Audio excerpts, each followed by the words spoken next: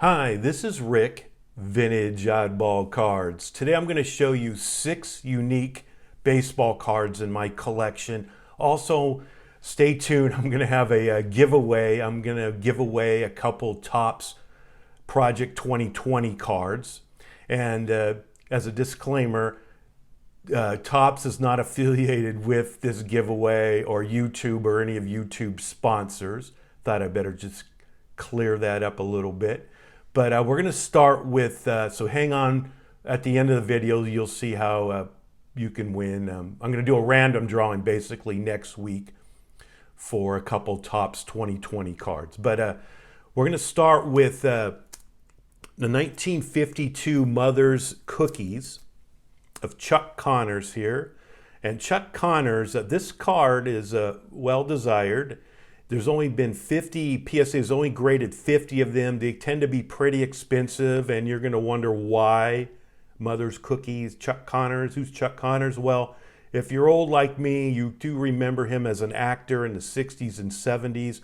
He was in the TV show called The Rifleman in the 60s, a single dad with his son, based in the 1800s. I think it played for about 5 years. Pretty popular TV show back then. He also was in the movie Old Yeller, The Tearjerker, The Boy and His Dog. What makes him also famous is he played not only professional baseball with the Chicago Cubs and the Brooklyn Dodgers, but he played professional basketball for the Boston Celtics. I think he's only 13 athletes that have played both professional baseball and professional basketball. These were issued as a West Coast, Mother's Cookies is a West Coast product. This was the Pacific Coast League West Coast AAA baseball. On the back here, you're going to see a little information about him. He hit .321 in 1951. He was 6'5", 6'6". Chuck Connors, The Rifleman, Mother's Cookies. And this is only in a PSA 3 with a mark. There's a mark up here. But I'm glad. I mean, there's only 50 of them PSAs graded, so I jumped on this one a few years ago. The next one is Topps first baseball card. Now, many people think it's the 1951 Redback, Blueback, or the 1952 Topps set, but actually it's the 1948 Topps Magic Photo set. And this is of the great Tris Speaker, the Gray Eagle Hall of Fame center fielder. And these were self-developing. You would place them in the sun and they would develop, just very similar to a Polaroid photograph. You'd see some of these well-developed, underdeveloped. These were former and current baseball players of the time, and this is of Tris Speaker here, as you can see. And on the back here, it says the Baseball Hall of Fame, name the player who holds the record for the most two-base hits. So Topps first actual baseball card. Next is a 1968 Atlantic Oil play ball Hank Aaron, perforated, as you can see around the edges here. And these are not that expensive to have a Hank Aaron card. So if you're looking for a Hank Aaron card, this might be the way to go. On the back here, there's 2 different backs. One would have like this, where there's a batter, pitcher, and the other one would have the rules of the game, the contest. Next is a 1943 MP and Company of Johnny Mize, the Big Cat. These were issued in World War time. Issued by Carnival Novelty Company. One strip would have 8 different cards. You would buy them from a candy counter.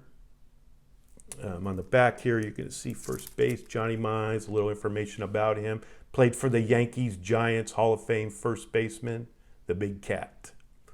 Next is a 1960 Wisconsin Lake to Lake, Red Shandings. And he's a Hall of Fame second baseman. These were stapled onto milk cartons in the Wisconsin area. There was a contest in which if you turned in 100 of these, you would get 2 tickets to a Braves game. And on the back here, you're going to see, hey kids, mom and dads too, turn in these for winning prizes. And you would have a little punch out here. They would punch it out and return the card to you. And then lastly, before the little giveaway contest is the 1959 Home Run Derby. Really cool that I picked this up a few years ago. These are kind of hard to come by, very expensive items, especially, I mean, any of them are really expensive, even this Wally Post and his Philly uniform.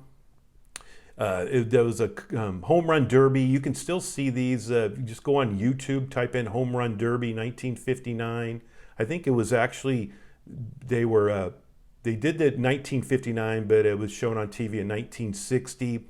It was played, the Home Run Derby was at Wrigley Field, but Wrigley Field, Los Angeles, and it was a one-on-one competition, Home Run Derby. The winner would move on next week.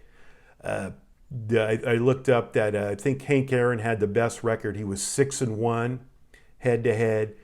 Mickey Mantle was 4-1 record. Mays 3-2. So it's kind of cool to check it out on YouTube. Very thin stock, hard to find and high grade. And this is of Wally Post, very good player.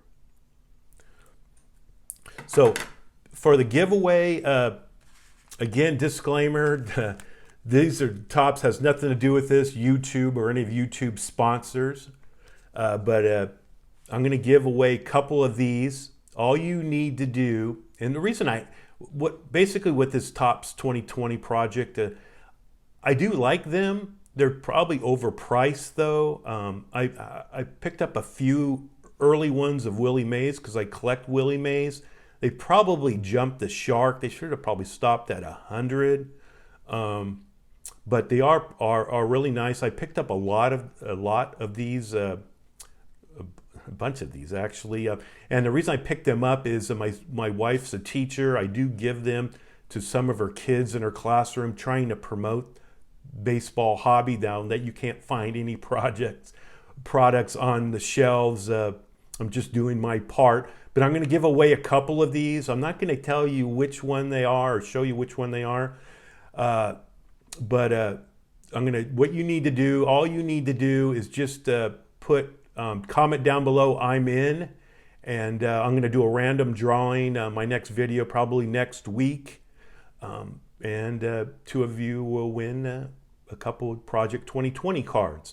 And not just that, comment down below. I like to hear which one is your favorite of the 6. What do you think of Project 2020? But which one of the 6 of the cards I shown you, which one do you like the most? Do you have any of these? Really interesting items. I like to converse through my channel, talk to you guys, so feel free to comment down below even if you're not interested in one of these. But if you are, just say I'm in, and you'll be part of the random drawing next week. So thanks again for watching. This is Rick, Vintage Oddball Cards. Bye.